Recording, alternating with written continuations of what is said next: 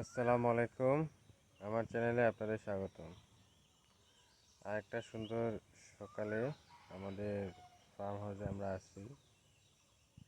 তো এখানে আজকে সকাল সকালে কিছু ফসল উৎপাদন করলাম। আমাদের এখানে বাসার বাউন্ডারি ওয়ালের মধ্যে করলার গাছ আছে।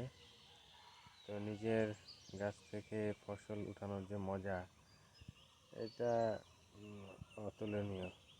সকালবেলা মর্নিং ওয়াক পার্কে যে করাচ্ছে, এরকম ফসল তুললে মর্নিং ওয়াক হয়ে যায়। তো ফসল করলাগুলো পাশে বসে আছি। তো একটা করলা এটা তোলার কি আছে, না এটা তোলার অনেক কিছু আছে। ছবি তোলার অনেক কিছু আছে, ভিডিও তোলার অনেক কিছু আছে। কারণ এটার মধ্যে আপনার আনন্দ পাবেন একটু। অন্য কিছুতে এরকম আনন্দ খুঁজে পাবেন না। তো লাফ দিয়ে তুলছি। তো একটু দেখাই।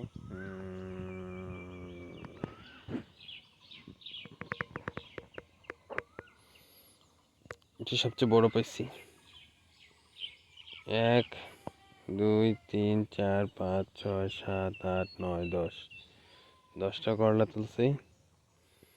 তো আনুমানিক কত 250-300 গ্রাম বা 400 গ্রামের মতো ওজন হবে।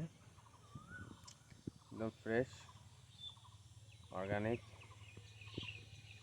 তারপরে ফ্রি। মানে কী বিষয় সামনে বিশ্বায়িত করবো সেগুলো যুক্ত করতেছি। তারপরে হচ্ছে হ্যাপিনেস।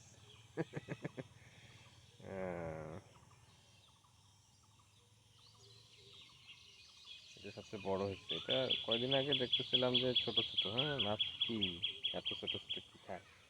তো এই 2-3 দিনে যে বৃষ্টি হচ্ছে, বৃষ্টির পানিতে সাইজ দেখছেন। এখন থেকে যেগুলো হবে, এরকম বৃষ্টি থাকলে এরকম বড় বড়ই হবে আর কি। আর কয়দিন আগে যখন দেখছিলাম তখন এরকম ছোট ছোট পিচি পিচি ছিল। আর ভাবছিলাম যে বড় টড় হবে না, ভালো না। তবে এগুলাও মিক্স করে সবগুলো একসাথে হবে রান্না। আলু দিয়ে করলা ভাজি গরম ভাতের শুরুতে।